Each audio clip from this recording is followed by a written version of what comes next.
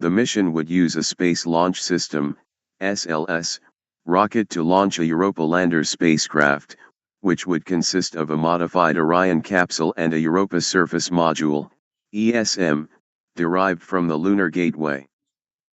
The Orion capsule would serve as the command and communication module for the 4 astronauts during the interplanetary flight. It would also carry a Europa Orbiter Probe, EOP, which would be deployed before the orbital insertion around Europa. The launch date would be June 15, 2025, and the flight duration would be about 2 years.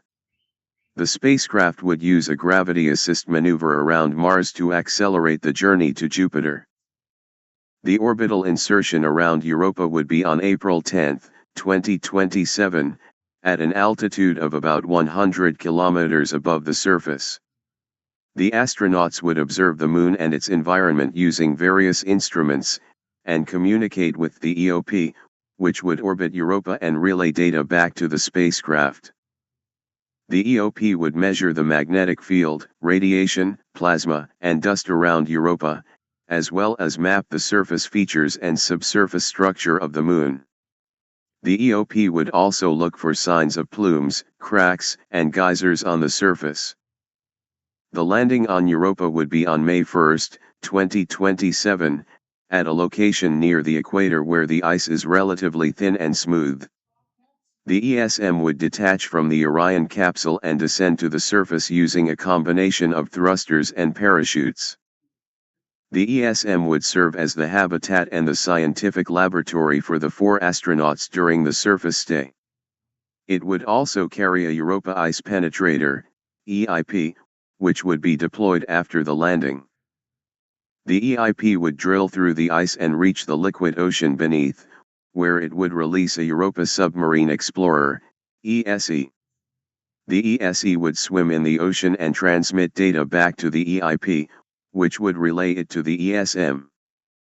The ESE would measure the temperature, salinity, chemistry, and currents of the ocean, as well as look for signs of hydrothermal vents, organic molecules, and possible life. The ESE would also carry a small camera to capture images of the ocean and the seafloor. The return to orbit would be on June 30, 2027, after a total of 60 days on the surface. The ESM would reattach to the Orion capsule and ascend to orbit using thrusters.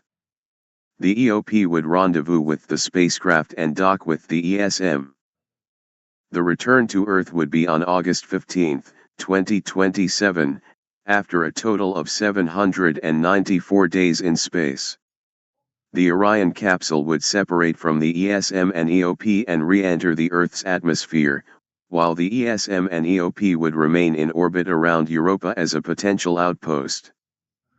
The mission would have several scientific and technological benefits, such as advancing our understanding of Europa and its potential for life, testing the human exploration and settlement of icy worlds, and demonstrating the feasibility of using SLS, Orion, and Gateway for future missions.